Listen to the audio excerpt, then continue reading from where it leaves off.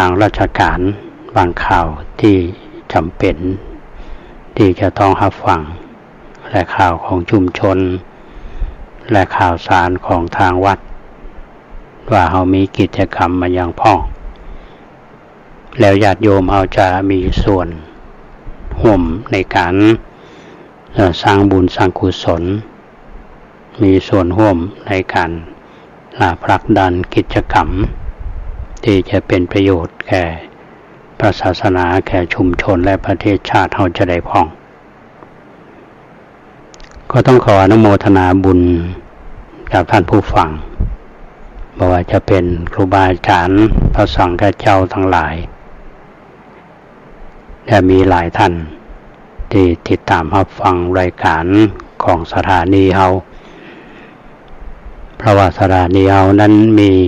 พระมหาเถระที่บรรยายธรรมแต่ละช่วงแต่ละเวลาคือกับพี่น้องท่านผู้ฟังเหมือนกันและรายการร่มโพของเฮาก็เป็นหนึ่งในรายการนั้นเมื่อฟังครูบาอาจารย์เวลาไปปะไปพบกันในเวลามีกิจกรรมทางพระศาสนาเพิ่นก็บอกว่าผมก็ฟังรายการของหลวงพ่ออยู่ล้อบางคนก็บอกว่าตุลุงผมก็ฟังตุลุงอยู่เน้อนะฟังแล้วก็ชื่นใจจุมาน้อยขึ้นดอยเพราะฉะนั้นจะโยมที่ติดตามรับฟังรายการนี้มาตั้งแต่ต้นคำว่าต้นนี่มันหลายปีเนาะตั้งแต่สถานีวิทยุรักสถานีวิทยุชุมชนเราก็ยังอยู่กับกันอยู่นะกันนี้ยังบางท่านก็เหนียวแน่นอยู่บางท่านก็เพิ่งมาเปิดฟังอันนี้ถ้าได้สาระแล้วก็เป็นความอิ่มอกอิ่มใจของอาตมาก็เช่นเดียวกันวันไหนที่ขาดรายการมาได้มาอู้สู่กันฟังก็มันขาดอย่างไปเนาะ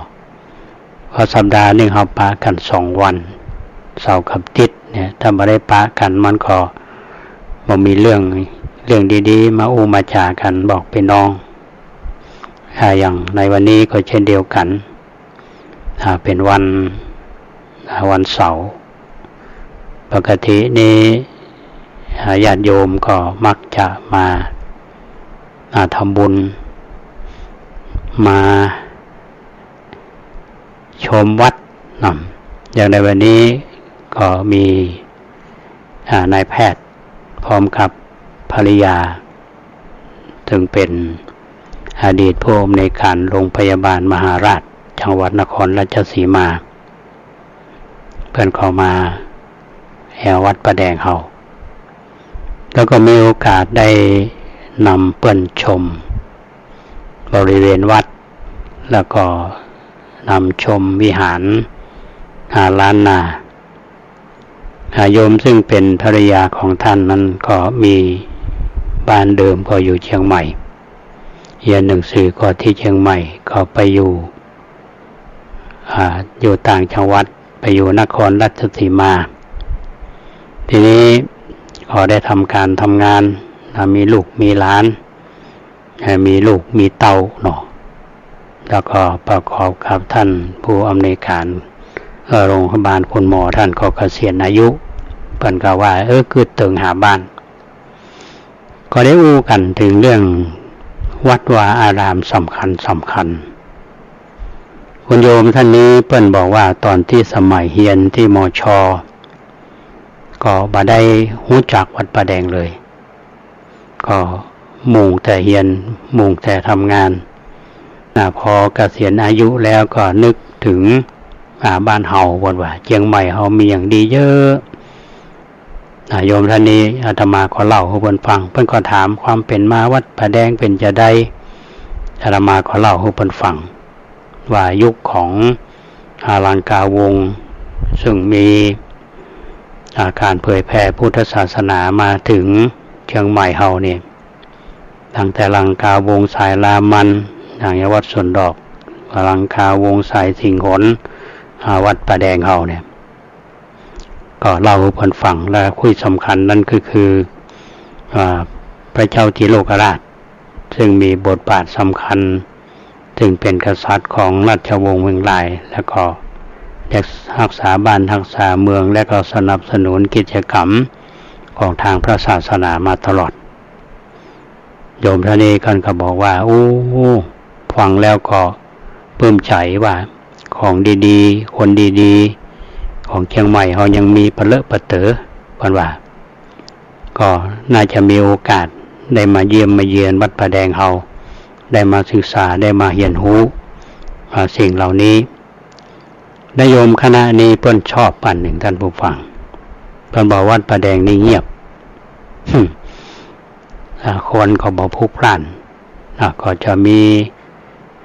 คนที่จะมาขอโชคขอลาภนี่เขาบอกให้มีวัดป่าแดงนี่นะส่วนใหญ่มาเพิ่นก็ค่อนข้างจะเป็นท่อนนักวิชาการที่มาก็มาพบมาปะอาตมาแล้วอาตมาก็เล่าให้เพิ่นฟังความสำคัญของวัดป่าแดงเป็นจะได้ถ้าเพิ่นฟังแล้วเพิ่นก็พอใจเนาะโยมท่านนี้ก็บอกว่าโอกาสหน้าก็จะได้มาเยี่ยมมาเยือนวัดป่าแดงพร้อมกันนั้นเพิ่นก็ได้ทำบุญร่วมทำบุญวันกตัญญูตัวอันนี้ก็ต้องขออนุโมทนากับคุณหมอและโยมที่มาตัวกันเนี้ยก็คงมีโอกาสได้พบกันในโอกาสหน้าซึ่งก่อนเข้ารายการวันนี้ท่านผู้ฟังอาตมาก็บ่คิดว่าท่านอาจารย์สุรพลและท่านอาจารย์โอฬลัน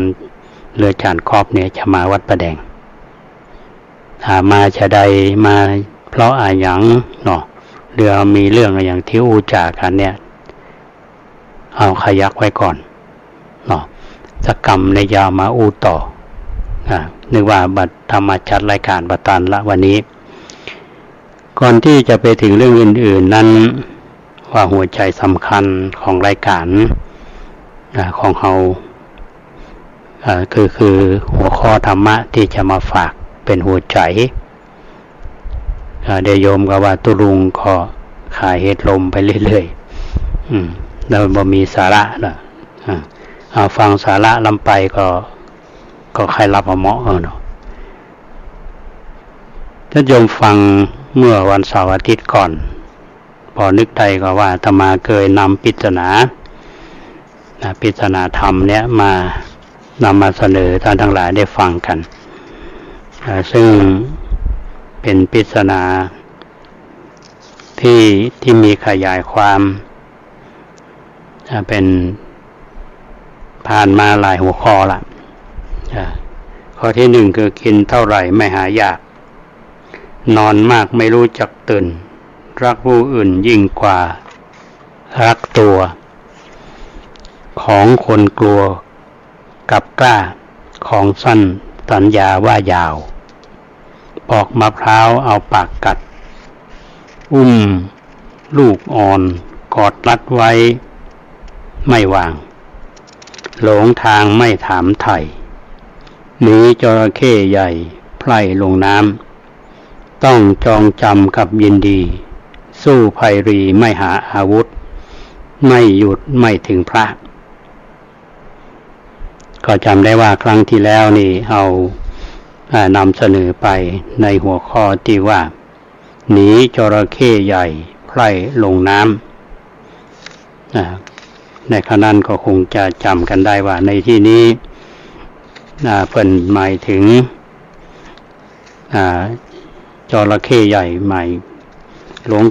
ทางไม่ถามไถ่จระเข้ใหญ่ไพร่ลงน้ำวันนั้นก็คิดว่าได้นำเสนอในส่วนของแง่ของการปฏิบัติในเรื่องของธรรมจักรภวัตสูตรปรารภในเรื่องของที่สุด2อย่างก็คือกามสุขันนิกานุโยคคือหมกมุ่นในกามอัตตกิลมัฏฐานุโยคก็คือทรมานตัวเก่าแล้วก็มัชฌิมาปฏิปทาสายทางแห่งการปฏิบัติเนี่ยได้เป็นหัวใจของธรรมจักรภวัตสูตรในวันนั้นนี่คำว่ามีจระเข้ใหญ่ไพล่ลงน้ำก็คือว่าเป็นอุปมาจระเข้ใหญ่เหมือนกับคนตุกแต่ว่าคนเฮาก็ต้องไปเกลียกกลัวกับมันอยู่อันนี้ มันก็มีแนวทางในการที่จะหลุดพ้นจากนั้นอันนั้นเป็นเรื่องของครั้งที่แล้ววันนี้เรามาหัวข้อใหม่ว่าหัวข้อที่10ต้องจองจำกลับยินดีคำว่าต้องจองจำกลับยินดีนี่หมายถึงว่าเครื่องจองจำในที่นี้เป็นหมายถึงบุตรสามีหรือภริยาทรัพย์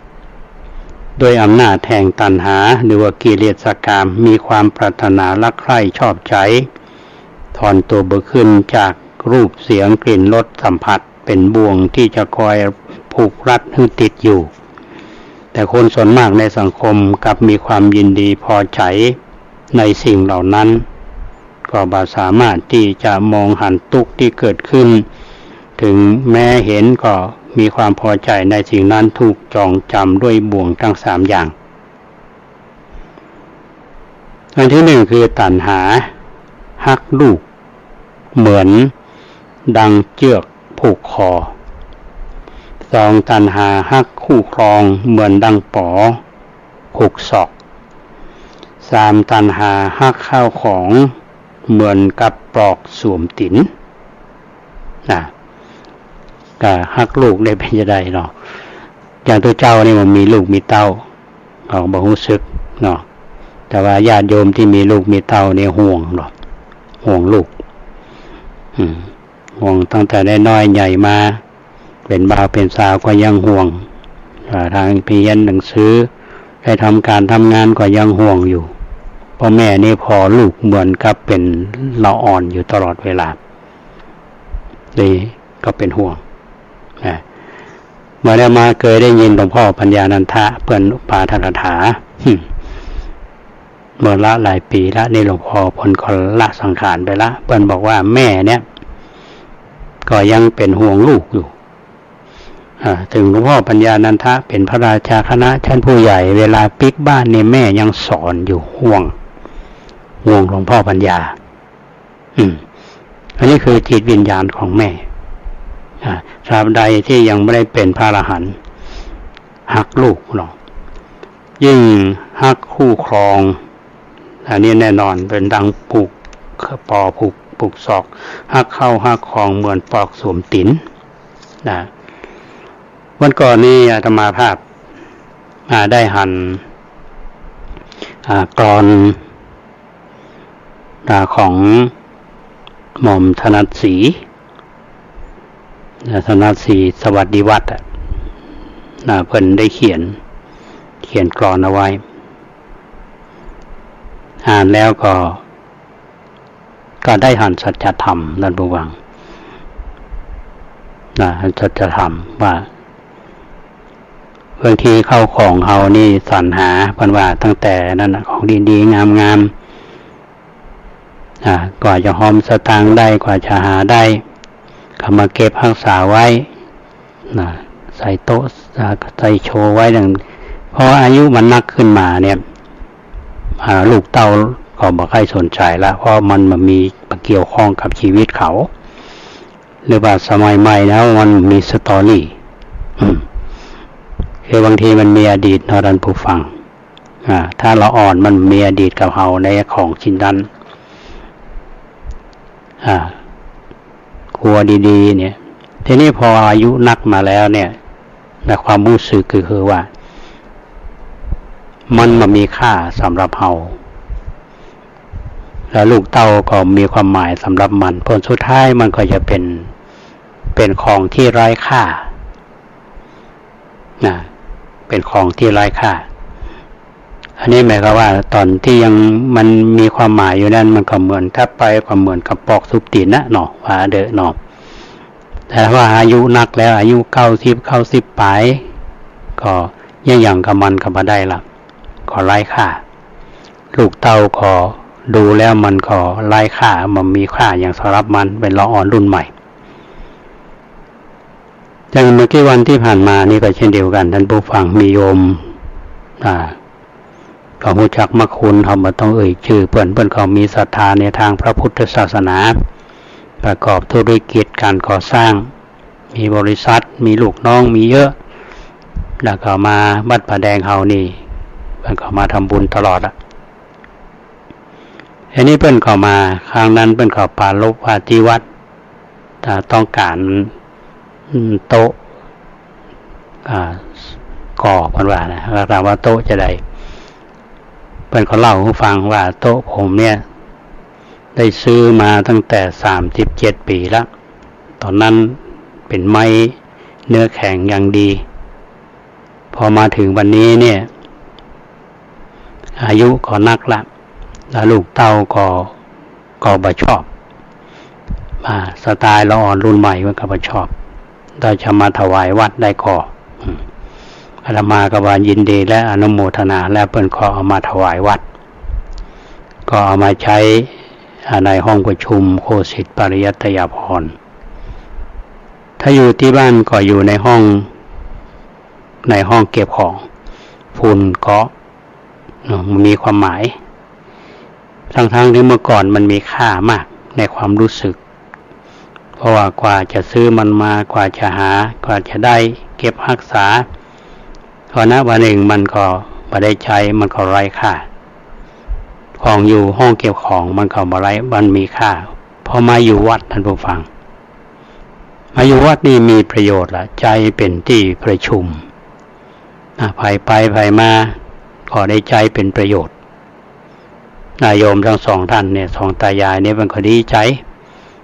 ว่าของนี่จะต้องอยู่กับวัดประแดงเฮาตลอดไปนี่คือแสดงว่าเมื่อก่อนนี่ห่วงเนาะใหม่ๆนี่ตอน30 ปีก่อนเนี่ยไปขอไปฮื้ออย่างไรแต่ประเดี๋ยวนี้ก็ว่าปารภว่าเฮาขออายุนักละการงานที่ทำอยู่ก็สัญญาณบอกเหตุคือร่างกายมันบ่ไหวละจะต้องพักผ่อนอันนี้เรามองในชีวิตของคนเฮาท่านผู้ฟังมันเป็นอย่างนี้หมดเลยเมื่อในกรณีหม่อมถนัดศรีก็เหมือนกันนะแต่ว่าอายุ90 ผายนะห่อของหมู่นี้มันก็มีค่าอย่างทุกอย่างลูกเต้าก็มาหันค่าแล้วนายโยมที่กรณีนะครับเหมือนกันเอามาไว้ที่ควรอยู่เอาไว้ที่มันมีค่ามันก็จะสมค่าของมันอันนี้คือการที่มีบ่วงเพราะฉะนั้นถ้าอย่างนี้นี่คือสลัดบ่วงได้เนาะสลัดบ่วงได้โดยการเวลาเนี้ยมันทำให้คนเฮาได้สลัดได้ทีนี้มันบางครั้งเนี่ยคนเฮามันก็หลงในมันก็เป็นช่วงของวัยของชีวิต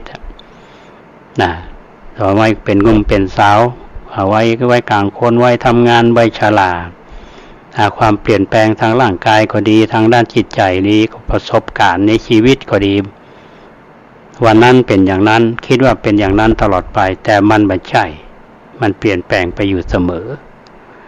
เพราะฉะนั้นคนเฮาเนี่ยมักจะนึกถึงสิ่งดีๆในบ้านป่ายแสวงหาดังเขาเป็นละอ่อนเนี่ยท่านผู้ฟังละอ่อนนี่ชอบของที่มันม่วนเพลงก็ดังไม่ม่วนแต่พออายุนักมานี่ไผเปิดเพลงดังแล้วมันม่วนหนวกหูฟังเพลงกับเบาๆเงียบแบบมีอารมณ์แบบอยู่เงียบๆไปที่ไหนก็ไปอยู่เงียบๆตอนหนุ่มๆนี่ไปอยู่ในเสียงดังนี่ม่วนเงียบไม่ได้ง่อมอะไรอย่างนั้นนี่ก็มีอันนี้คือภาวะที่มันเกิดขึ้นเพราะฉะนั้นคนเฮาเนี่ยจะต้องถ้าเฮาไปติดอยู่พวกนี้เฮาก็จะเหมือนลักษณะเตี่ยเฮาได้ยินคำเป็นว่าเห็นคงจักเป็นดอกบัวเห็นชั่วกลับเป็นความดีอันนี้หมายความว่าเฮายินดีในสิ่งเหล่านั้นเฮาว่าฮู้เท่าทันมันเฮาก็ติดเนาะถึงแม้ว่าจะถูกจองจำก็ยินดีที่จะอยู่ตรงนั้นแต่ว่าในบางกลุ่มอย่างกรณีที่ฟังเนี่ยในกรณีของหม่อมถนัดศรีก็ดีหรืออาจจะเป็นท่านอื่นๆก็ดีเมื่ออายุนักแล้วเนี่ยมันก็ไร้ค่าทั้งที่สิ่งที่เราหามาด้วยชีวิตเนี่ยผลสุดท้ายมันก็มาอยู่ในบังคับของเราแสดงว่าเราสลัดได้ในเท่านั้นก็เป็นอิสระทีนี้มาถึงข้อ11ท่านผู้ฟัง สู้ภัยรีไม่หาอาวุธภัยรีก็หมายถึงฆ่าศึกศัตรูเนาะอย่างไปฮบเนี่ยมันมีอาวุธเนี่ยมือเปล่าได้เลยมัน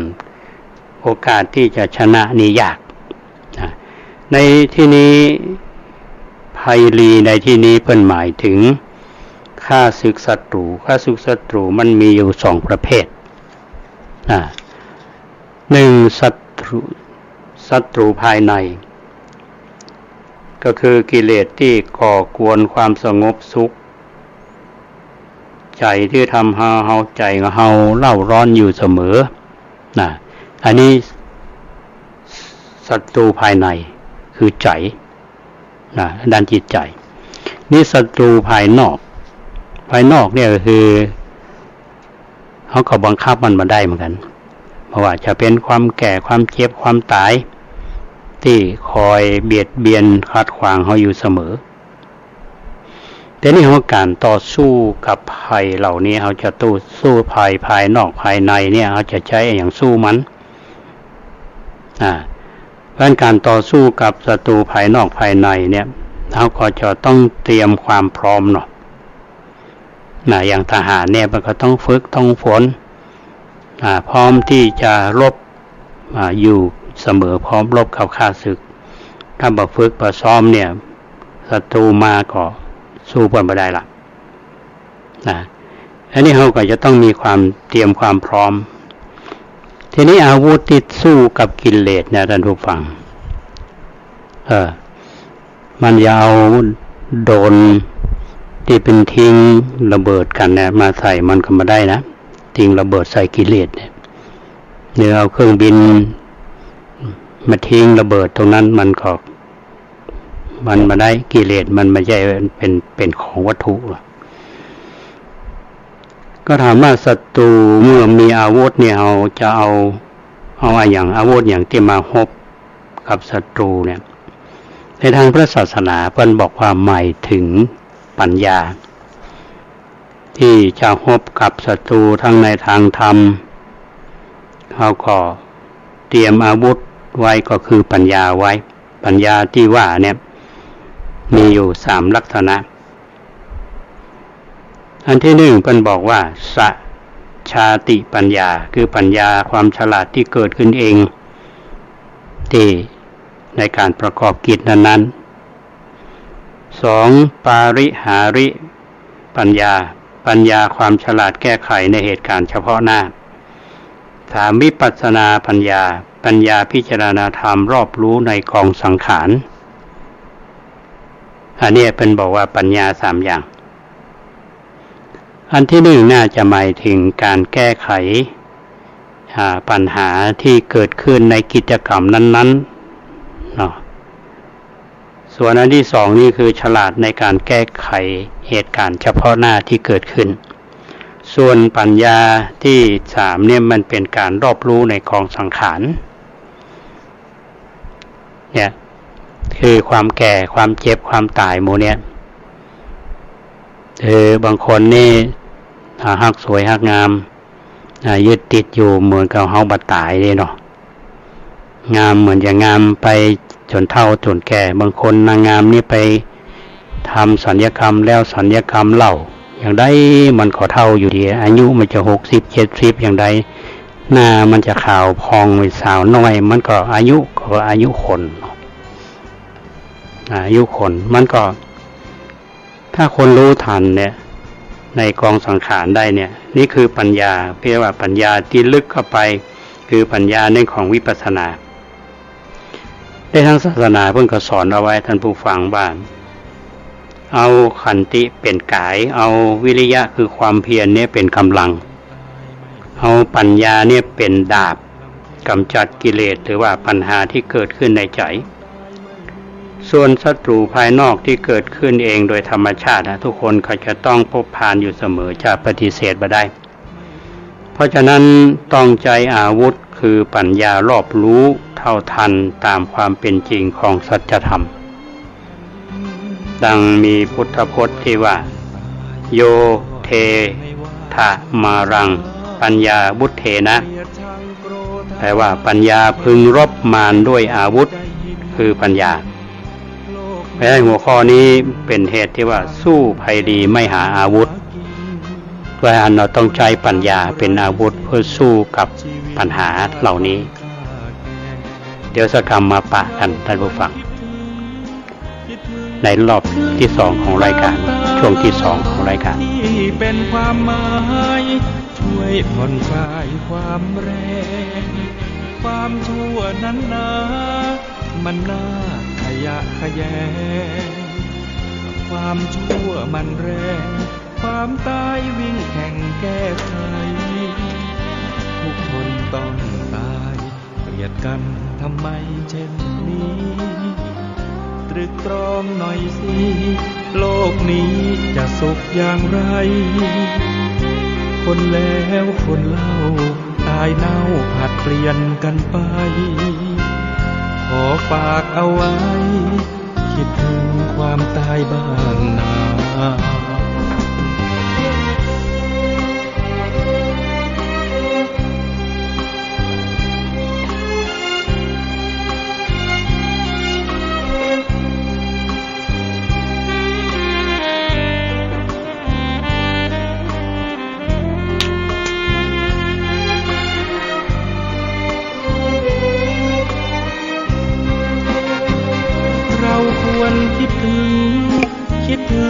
คิดถึงความตายที่เป็นความหมายช่วยผ่อนคลายความแรงความชั่วนั้นนะมันน่าขยะแขยงความชั่วมันแรงความตายวิ่งแข่งแก้ไขทุกคนต้องตายเกลียดกันทำไมเช่นนี้ตรึกตรองหน่อยสิโลกนี้จะสุขอย่างไรคนแล้วคนเล่าตายเน่าผัดเปลี่ยนกันไปขอฝากเอาไว้คิดถึงความตายบ้างนะขอฝากเอาไว้คิดถึงความตายบ้างนะ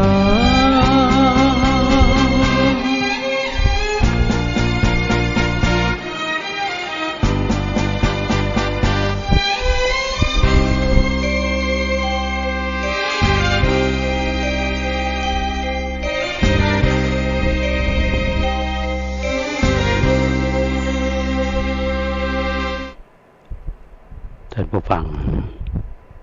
กำลังติดตามรับฟังรายการรบโหในช่วงที่สองของรายการวันนี้อาตมาภาพพระครูโคสิทธิ์ปริยัตยาภรณ์อยู่กับท่านผู้ฟังในช่วงแรกของรายการได้นำเสนอปริศนาธรรมมาถึงข้อที่12ว่าไม่หยุดไม่ถึงพระทีนี้เรามาดูว่ายุดอะหยังพระคืออะหยังนะในความหมายในที่นี้ก็คำว่าหยุดนี้ก็คือการหยุดทำความชั่ว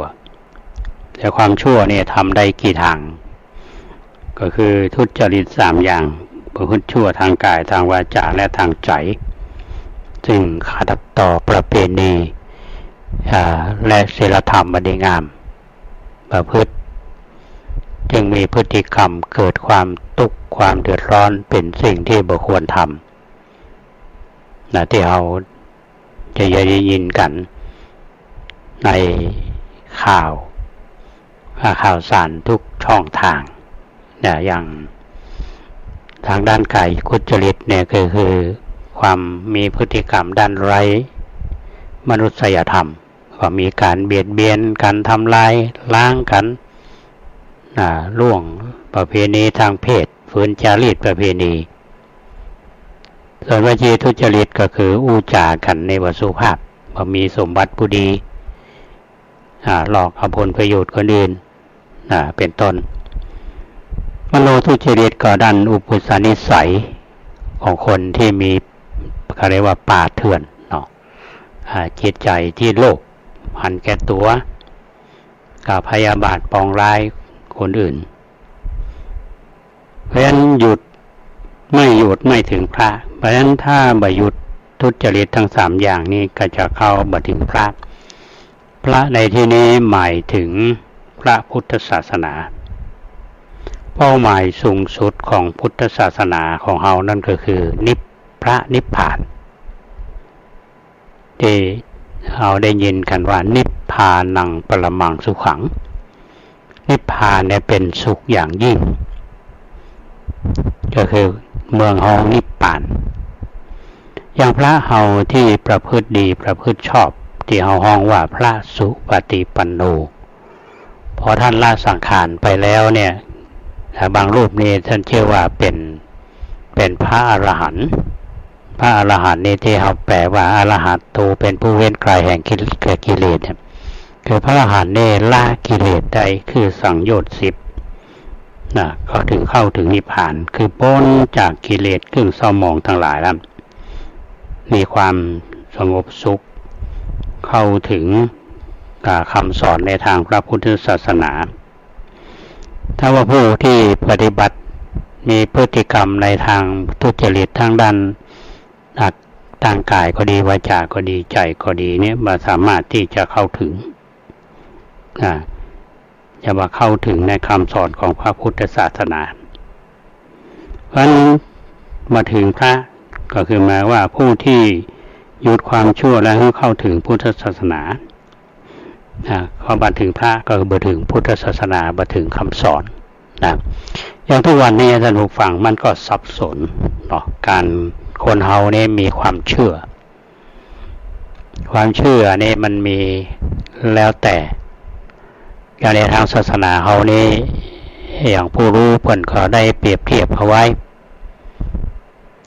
อย่างต้นไม้เฮาเนี่ยมันมีเปลือกมีกระพี้เนาะกว่าจะถึงแก่นอันนี้ความเชื่อของคนนี้บางทีก็เชื่อเป็นพวกมงคลตื่นข่าวก็มีแต่เชื่อหลักคำสอนของพระพุทธเจ้าของพระศาสนาเรียกว่าเข้าถึงสาระแก่นแท้ของทางพระพุทธศาสนาแก่นแท้ของพุทธศาสนาคืออย่างเหมือนกับต้นไม้นะท่านผู้ฟังกว่ามันจะถึงแก่นเนี่ยมันจะต้องมีเปลือกมีกระพี้กว่านั่นเนาะคนเฮาเพราะฉะนั้นจะมีพิธีกรรมส่วนใหญ่เนี่ยเราจะหันพิธีกรรมสังเกตแต่อย่างโยมมาวัดเนี่ยท่านผู้ฟังอย่างอาตมานี่วัดป่าแดงก็มีบางวัดมันคล้ายๆกันเนี่ยชื่อแต่ว่าวัดนี้เป็นที่รู้จักกันในสายมูวันหนึ่งมีรถตู้มาลงกันมาหยับเย็บหลวงพ่อพระคิเนตอยู่ตรงไหนวะถามอาตมาก็ยิ้มกันยังบ่ตอบเลยถามว่าโยมมาจากไหนจากกรุงเทพเขาบอกว่าโยมสังเกตให้ดีได้โยมไปวัดไหนแน่วัดป่าแดงหรือวัดชื่อคล้ายๆกันพอไปดูไปใช่ป่าแดงสักคำเป็นวัดอื่นไปก็ปิกไปวัดป่าแดงนี่บ่มีพิฆเนศบ่มีรูปเคารพอย่างอื่นอันนี้ประเภทหนึ่งคือบางโยมบางประเภทนี้เพื่อนมาอย่างโยมที่มาตอนเจ้าเนี่ยปนุเพิ่นชื่นใจประถามว่าวัดมีพระอยู่กี่รูปมีเณรอยู่กี่รูปเพราะอาตมาก็บอกว่าอาตมากับพระลูกวัดก็ดูแลกัน2 รูปมีเณรรูปเดียวมีลูกศิษย์2 คนว่าทำไมวัดสะอาดเหลือเกินเหมือนเราก็ทุกคนช่วยกันวัดลมลื่นเงียบสงบดีนะไปบางวัดไม่เงียบพลุกพล่านมีแต่นักท่องเที่ยวประเภทนี้ชอบวัดสงบอาตมาก็บอกตึกแท้ที่จริงเล่นๆจริงๆกับเพิ่นมาวัดป่าแดงนี่บางทีมันก็เงียบนะสงบนะ บางทีถึงเงียบเหงาไปเลย เงียบจนเหงาคือเงียบสงบคนที่ชอบเงียบสงบเนี่ยมาก็ชอบเพราะในสิ่งแวดล้อมเนี่ยเราจะเห็นได้ว่ามันจะแสดงถึงว่าความเชื่อของคนเนี่ยมีหลายระดับและขอสติปัญญาของคนก็มีหลายระดับบางคนเข้าวัดเพื่อจะไปได้สิ่งนั้นสิ่งนี้บางคนเข้าวัดเพื่อที่จะไปหาความสงบเข้าวัดเพื่อที่จะไปปฏิบัติขัดเกลาคือหมายว่าเข้าไปพอกพูนกิเลสก็มีไปเพื่อจะละกิเลสก็มีหรือบางทีไปเพื่อพุ่มพูนกิเลสก็มีไม่มีหลายประเภทเนาะวัยวัดต่างๆตุเจ้าทั้งหลายก็ท้าทายเนาะถ้าไปวัดที่เรียบง่ายอย่างปัจจุบันเนี่ยคนนี่ชอบต่างกันเนาะท่านผู้ฟังคนระดับภาวะระดับล่างเนาะก็ไม่ใช่ว่าเฮามูลี่เขาคือคนอยู่ในฐานะที่จะต้องแสวงหาทำมาหากินก็ลำบากเศรษฐกิจก็บ่ดียังไงหวังหวยหวังโรยไปก็ไปขอเลขถ้าถูกส่วนใหญ่จะถูกกินแต่คนที่ไปเพื่อหาความสงบทุกวันนี้คนก็แปลกนะท่านผู้ฟังวัดที่สงบวัดที่บ่มีสิ่งปรุงแต่งทั้งหลายเนี่ยย่มีบางวัดท้าทายขึ้นป้ายเลยวัดเนี่ยบ่ฮับบริจาคบ่ฮับกฐินบ่ฮับผ้าป่าวัดเนี่ยบ่ฮับอย่างสักอย่างเงินทองโยมบ่ต้องเอามาถวายวัดถ้าโยมไปเลี้ยงลูกเลี้ยงเต้าเตอะลักษณะนั้นคืออยู่ก็แบบไฟฟ้าก็บ่มีอยู่กับธรรมชาติอยู่กับธรรมชาติใกล้ชิดธรรมชาติวัดก็บ่ต้องไปเสียค่าน้ำค่าไฟบ่ต้องไปเสียอย่างวัดพระแดงนี่เสียเนาะทางค่าน้ำค่าไฟ เพราะมีวิทยุเดือนนี้ปลาเข้าไป10,000 กว่าบาทแล้วท่านผู้ฟังเนาะพอโยมก็ต้องมาช่วยกันโยมมาทำบุญก็หอมตุลุงเน้อค่าไฟหอมค่าน้ำเน้อก็เป็นภาระของโยมนะมันก็ต่างกันเนาะเพราะฉะนั้นก็ขึ้นอยู่กับกิจกรรมของแต่ละวัดแล้วก็โยมก็ขึ้นอยู่กับความต้องการของโยมเหมือนกันมาวัดอย่างวัดประแดงเนี่ยเฮาบ่มีสิ่งอื่นที่จะเป็นสิ่งเร้าแบบทำให้คนถ้าคนบางคนก็จะบอกว่ามันเป็นการมอมเมาเนี่ยอันนี้ก็มีนะเพราะฉะนั้นญาติโยมทุกท่านก็จะใจวิจารณญาณที่จะเข้าวัดเข้าวาเพราะฉะนั้นจะเข้าถึงพระหรือไม่นะพอพูดถึงเรื่องนี้ท่านผู้ฟังว่าเรื่องของความชั่วหยุดจากการทำความชั่วเนี่ยเรานึกถึงไผนึกถึงองคุลิมานเนี่ยองคุลิมานที่จะไล่พระเจ้ากำลังบิณฑบาตอยู่เนาะคือองคุลิมานเนี่ยเป็นคนที่คนเก่งแต่ถูกลูกยุคนตัวท้ายก็เป็นโจรองคุลิมานเนี่ยฆ่าคนมา999แล้วเหลืออันเดียวก็จะฆ่าแม่เนี่ยยังหมูจักแล้วเพราะนั้นหมูจักแม่พระพุทธเจ้าก็ไปช่วยเอาไว้ทีนี้พระพุทธเจ้ามาเนี่ยไล่ฟันพระพุทธเจ้าล่นกับตันเจ้าว่านก็วิ่งอะไรกับตันบอกเอาสมณะหยุดสมณะนี่ก็ทุกพระพุทธเจ้าก็น่าจะเตวธรรมดาเนี่ยธรรมาว่านะมันเป็นปรัชญาพระพุทธเจ้าบอกว่าเราหยุดแล้วหยุดจากการทำความชั่วองคุลิมานเก็ตทันทีเลยเพราะเป็นคนลวกคนหนึ่งหรอพอมากระตุ้นต่อมแห่งปัญญาเนี่ยหู้ทันทีคำว่า เราหยุดแล้วเนี่ยแต่ท่านที่ไม่ยอมหยุดก็คือประยุทธ์ในการทำความชั่ววางดาบกราบพระพุทธเจ้าขอบวชและเป็นภิกษุในทางพระพุทธศาสนาแต่ว่าองค์กุลิมานบวชแล้วนี่ชาวบ้านเจ้าจองหันนี่ก็กลัวอยู่หรอโหมันเป็นโจรแล้วมันมาบวชเนี่ยเพื่อนบอกว่ามีแม่หญิงคนหนึ่งตองใหญ่แล้วหันองค์กุลิมานมาบิณฑบาตลอดหัวขี้ปุ่มใหญ่กว่าเนาะมันรอดมาได้เนี่ยใดองค์กุลิมานก็เลยแผ่เมตตาเนี่ยทำน้ำมนต์ก็ว่าบทธรรมน้ำมนต์คาถาขององค์กุลิมานเนี่ยเปิ้นสวดยะโตหังภาคินิอาริยยะชัตตาเรียกว่าสวดยะโตหังทำน้ำมนต์เพื่อแม่มารกินปรากฏว่าเกิดลูกออกลูกทันทีอันนี้เป็นมีในคัมภีร์ท่านผู้ฟังอันนี้ก็จะหมายถึงว่าพระพุทธเจ้าเนี่ยท่านบอกว่าเราท่านที่ยังไม่ยอมหยุดคือไม่หยุดจากความชั่วนะ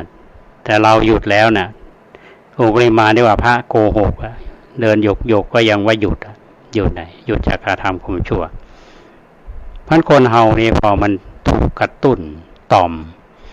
มปัญญานี่มันก็เก็ตเหมือนกันนะแต่บางคนกระตุ้นไปเถอะมันตึงบักเก็ตสักเตื้อ นี่มีระดับสติปัญญาของคนก็เราหยุดแล้วแต่ท่านที่ยังไม่ยอมหยุดนะอันนี้เอานึกถึงเรื่องขององค์กุลิมานเพราะฉะนั้นพิจารณาธรรมที่อาตมาภาพนำเสนอแก่ท่านผู้ฟังมาเนี่ยแนวที่นำมาเล่าสู่กันฟังนี่ก็ต้องขอบคุณทางผู้ที่รวบรวมมาไว้แล้วอาตมาก็เพิ่มเติมเพื่อก็คิดว่าจะน่าเป็นสิ่งที่เราได้คิดเนาะน่าจะเป็นประโยชน์เราพอสมควรนะ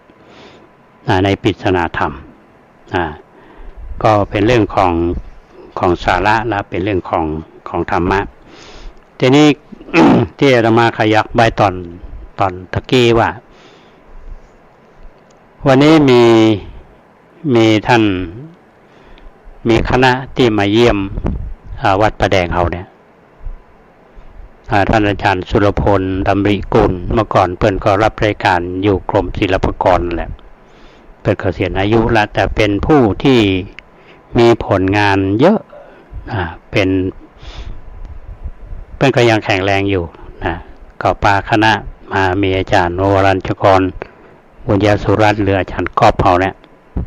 อาจารย์กอบกับวัดประแดงเนี่ยเพิ่นมาเฮาเมื่อน่ะมาติดต่อตลอดนี่นะมาเป็นต่อเนื่องเพราะเหตุว่า งานวิจัยเรื่องวิหารล้านนาของอาจารย์กอบเนี่ยเปิ้นได้อู้ถึงหลายวัดรวมถึงวัดประแดงเฮาตัวเพราะฉะนั้นเปิ้นก็มาเป็นวิทยากรบรรยายคือคณะที่เดินทางมาจากกรุงเทพอาจารย์สุรพลก็บรรยายทางด้านนอกและด้านในว่าวัดประแดงนี่เขามีความสำคัญจะใดและเป็นจะใดวัดประแดงถึงเป็น1 ใน 8ที่จะเสนอแก่เป็นมรดกโลกญาติโยมที่มาจากกรุงเทพหลายท่านส่วนใหญ่เขาบ่เคยมาอาตมาภาพก็เลยนำหนังสือเนาะหนังสือนี้มอบเพื่อท่านอาจารย์สุรพลดำริกุลคือหนังสือพระญาณคัมภีร์ผู้สถาปนาสงฆ์นิกายป่าแดงปริวัติคณะสงฆ์ไทยยุค600 ปีก่อนเป็นหนังสือที่จัดพิมพ์โดยกองทุนพระเจ้าทีโลกราชซึ่งมีการพิมพ์ไปครั้งหนึ่งครั้งแรกตอนนี้หนังสือหมดพิมพ์ครั้งที่2พิมพ์ครั้งนี้จะดูดีกว่าครั้งก่อนกระดาษก็ดีขึ้นกระดาษถนอมสายตาภาพก็ชัดขึ้นเนาะก็ดูดีก็มอบเพื่อท่านอาจารย์สุรพลมอบเพื่ออาจารย์วรัญชกรอาจารย์ครอบมอบเพื่อโยมที่เพิ่นมากันก็ถือว่าเป็น คณะชุดแรกที่ได้รับหนังสือนี้จริงๆแล้วเขาก็จะมอบให้กับญาติโยมที่มาทำบุญในวันที่25และ26เดือนพฤษภาคมถึงเมื่อกี้วันนะคือวันกตัญญูเนาะ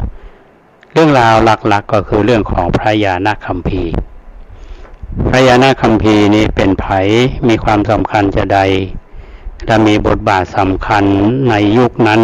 จะใดและในวงการของคณะสงฆ์เราควรจะอ่านความสำคัญมากน้อยแค่ไหนนะเพราะในหนังสือเล่มนี้นะได้มีนักประวัติศาสตร์และโบราณคดีของภาคเหนือเราเนี่ยคือดร.เพนสุภาสุขตะเปิ้นไปเป็นข้อเขียนที่เป็นลงในหนังสือพิมพ์มติชนสุดสัปดาห์เรื่องพระญาณคัมภีร์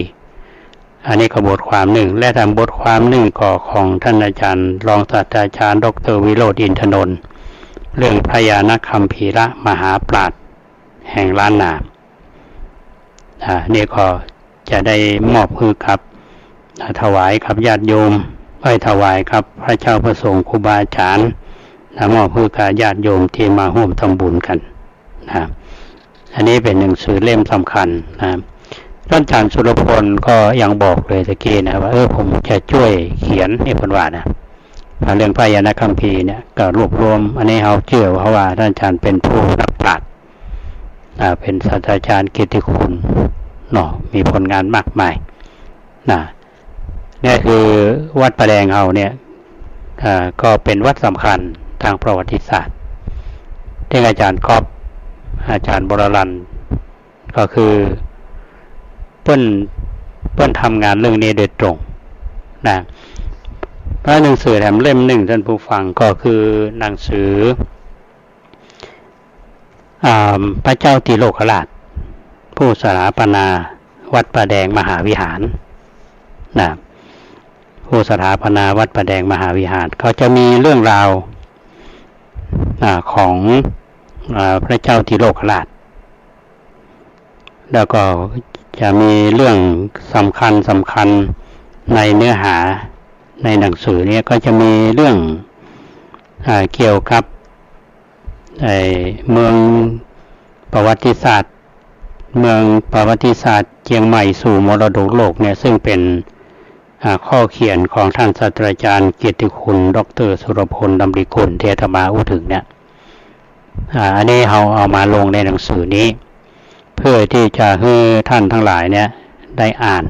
ได้เข้าใจว่าเมืองเชียงใหม่เรามันสมควรเป็นมรดกโลกจะใดแล้วมันมีเหตุผลที่จะขึ้นทะเบียนเมืองเชียงใหม่เป็นมรดกโลกเนี่ยมีความโดดเด่นเป็นมีค่าโดดเด่นเป็นสากลจะใดแล้วก็มีวัดไหนที่สำคัญจะใดพ่องก็จะมีในหนังสือนี้นะครับและส่วนที่จะมาเสริมหลังจากที่จบเรื่องนี้แล้วเนี่ยมันก็จะมีเรื่องราวของวิหารวัดประแดงเอาวิหารวัดประแดงนี่ที่คณะกรรมการระดับจังหวัดเนี่ยเป็นเสนอเป็นหนึ่งในมรดกโลก1ใน8วัดเนี่ยเพิ่นเอาวิหารล้านนาหลังของวัดประแดงเนี่ยเพิ่นบอกว่ามีความโดดเด่นในด้านสถาปัตยกรรมแบบล้านนา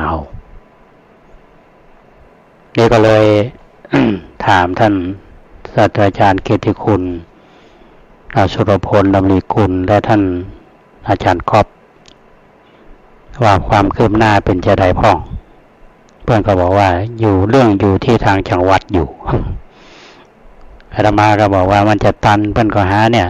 จังหวัดอื่นเพื่อนก็รออยู่นะเพื่อนก็ว่าเขาก็ทำเขาพวกเขาเนี่ยท่านผู้ฟังเรื่องสำคัญเนี่ยบางทีถ้าเป็นหน่วยราชการเนี่ยมันจะมีปัญหาความล่าช้ามันจะเกี่ยวข้องในเรื่องงบประมาณเรื่องของความรับผิดชอบอะไรมันจะมีปัญหาขึ้นมาเหมือนกับที่เป็นจะเสนอบุคคลสำคัญของโลกที่ยกท่านครูบาเจ้าศรีวิชัยนั่นแหละไปมานี่ทั้งเชียงใหม่ละปูนเฮานี่จะต้องร่วมแรงแข่งขันกัน ธรรมเชียงใหม่ทั้งวงการคณะสงฆ์และทางฝ่ายวัฒนธรรมโดยเฉพาะสภาวัฒนธรรมอย่างระปูนในเป็นเข้มแข็งก็จะจัดกิจกรรมเดินเทศสันถีอะไรประมาณนั้นนะยมะยาตาทำในปีนี้ก็หมายว่าเตียวมาตั้งแต่บ้านปางอำเภอลีเนี่ยจนกว่าจะมาถึงวัดพระธาตุลิพุนชัยเพื่อที่จะประกาศกิตติคุณแล้วจะเป็นงานที่ทางฝ่ายบ้านเมืองฝ่ายพี่น้องประชาชนนี่จะตัวใจกันยกสรุปแล้วนี่เราต้องเคลื่อนไหวด้วยตัวของเราโดยเฉพาะคนเมืองเราเนี่ยท่านผู้ฟังคือถ้าจะบอกในส่วนกลางเนี่ยที่เราสูญเสียความเป็นเอกราชสูญเสียความเป็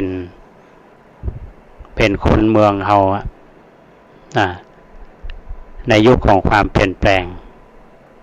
ตั้งแต่สมัยรัชกาลที่5มาพระอำนาจอยู่ส่วนกลางและในส่วนของภูมิภาคเขามีเรื่องราวสำคัญมีบุคคลสำคัญต้องเยอะแยะอย่างพระเจ้าตีโลกราชนี่ก็เช่นเดียวกันถ้าส่วนกลางเนี่ยเขาก็มาให้ความสำคัญมีนายทหารคนหนึ่งมาหาอาตมาหลายปีแล้วพยายามเสนอเจ้านายคือตั้งชื่อค่ายที่แม่ริมเนี่ยนะเป็นค่ายพระเจ้าตีโลกราชแต่เสนอผู้ใหญ่ระดับสูงไปเพิ่นมาเอาตอนนี้ก็เป็นค่ายอย่างนเรศวรมั้งเนาะเพิ่นมาเอาเพราะมันอยู่แหมยุคหนึ่งคนมายุคนี้เพิ่นก็บ่ยกย่องนอกจากคนเฮาเนี่ยคนเมืองเฮาเนี่ยจะต้องยกย่องกันสนับสนุนถ้าคนอื่นก็เป็นทางผ่านแต่ถ้ากิจการใดๆสำเร็จเนี่ยมันเป็นผลงานของหมดหรอที่อูนี่คือเขาต้องการคือคนเมืองเฮาเนี่ยเนาะอาตมาชอบใจครับว่าไอ้กำเมืองคนเมืองบ่อูแล้วไผจะอูเพราะฉะนั้นอาตมาถึงอูเมืองในรายการเนี้ยเขามีภาษาไทยพ่องอย่างพ่องศูนย์กันพ่องเขาแบ่งใจไปถึงพี่น้องที่เปิ้นอยู่ภาคกลางอาจจะฟังเข้าใจอยู่บางท่านนะแต่ว่าบางคนเปิ้นมองว่าฟังกำเมืองนี่ก็เป็นการเรียนรู้ภาษาไปตัวเนาะอาตมาเนี่ยมันก็บางคำก็เป็นกรรมเลิกกรรมเดิมมือเด้อต้องไปเปิดพจนานุกรมอันนี้เป็นการศึกษาเป็นการเรียนรู้กันแต่ที่สำคัญเนี่ยท่านผู้ฟังว่าเอาคนเมืองเราต้องมีเอกลักษณ์ต้องรักษาเทรมาภาพพยายามอย่างพระเจ้าตีโลกราชเนี่ยอาตมาเคยโยมที่เพิ่นมาทำบุญแล้วจากกันเพิ่นบอกว่าอาตมาก็ทำนองที่ว่าอาตมานี้ถ้าจะบ้าเรื่องพระเจ้าตีโลกราชไปคนเดียวกล้ามันมีไผบ้าด้วยเอาเนี่ยเพิ่นก็ว่าก็ดีละท่านสิ่งเหล่านี้ถ้าคนเมืองเขามาช่วยกันช่วยกันทำนี่นะมันไม่ไผเกิดหรอกคนที่อยู่ส่วนอื่นเนี่ยเขาจะทับถมแล้วก็บิดเบือนประวัติศาสตร์ยิ่งเมืองเชียงใหม่เขานี่มีประวัติศาสตร์เขามีพระมหากษัตริย์ในยุคนั้นเนี่ยอย่างอาตมาภาพพยายามที่จะกระตุ้นเรื่องนี้คือคนในยุคหลังเนี่ยเขาเข้าใจถึงบุคคลสำคัญเพราะฉะนั้นจึงมีวันกตัญญูของวัดป่าแดงเนี่ยทุกปีเนี่ยตะกี้นี่โยมมาเพื่อนไปหันป้ายเนาะป้ายไวนิ้วเตียจะมาติดข้างวิหารเพื่อนก็ว่าท่านทำบุญอุทิศถึงพระเจ้าสามฟังแกนไงพระเจ้าตีโลกราชพระเมืองแก้วพระยานะคัมภีร์พระมหาสวามียานะโพธิครูบาเจ้าศรีวิชัยครูบาครูบาอินแก้วอรินโทครูบาบุญมีวัดตาตะต่อยถามว่าทำมาเมินอะไรอย่างเพิ่นว่าธรรมาทำทุกปีเพราะบุคคลเหล่านี้ถือว่าเป็นบุคคลสำคัญที่เราจะต้องนึกถึงท่านเหล่านั้น นำมาประกาศนำเสนอให้คนรุ่นนี้ทำเขาก็ทำบุญอุทิศส่วนกุศลเพราะฉะนั้นมันถึงมีคำว่าทักษิณานุปทานในวันที่25เดือนพฤษภาคมเนี่ยเวลา5 โมงอาตมาได้นิมนต์พระระดับรองเจ้าคณะจังหวัด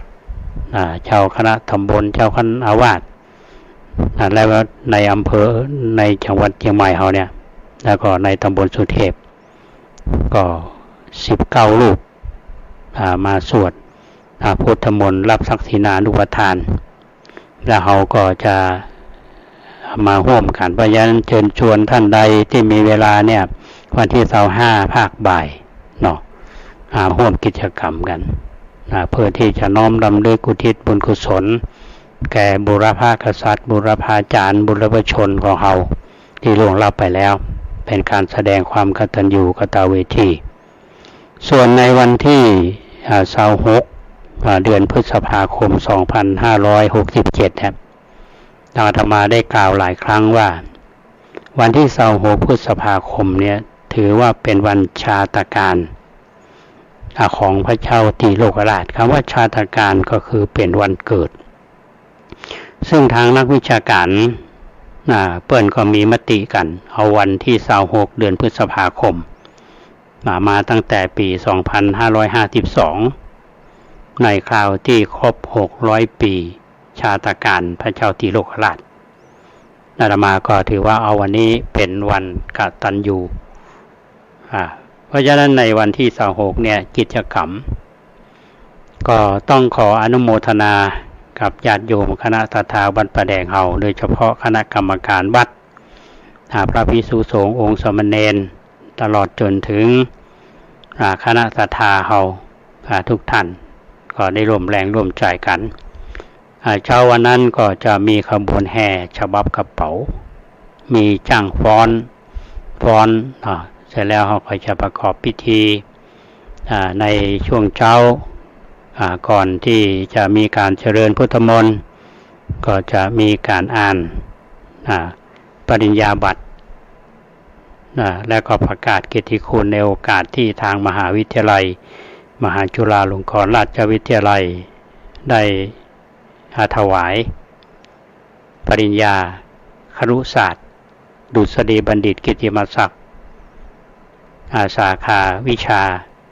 พุทธบริหารการศึกษาคือกธรรมาภาพแล้วก็ได้ไปรับจากพระหัตถ์ของสมเด็จพระอริยวงศาคตญาณสมเด็จพระสังฆราชสกลมหาสังฆปรินายกเมื่อวันที่10 ธันวาคม 2566 ที่ผ่านมาที่มหาวิทยาลัยมหาจุฬาลงกรณราชวิทยาลัยที่กรุงเทพมหานครก็ได้ไปทำบุญต้อนรับที่วัดบ้านกลางอำเภอลีเมื่อวันที่20 ธันวาคม 2566 ที่ผ่านมาแล้ววันที่26นี่เขาก็มาทำที่เชียงใหม่คือที่วัดประแดงเขาคือคณะศรัทธาได้ร่วมมาบุญกุศลเพราะอาตมาคือความสำคัญว่าสิ่งที่เราได้ ก็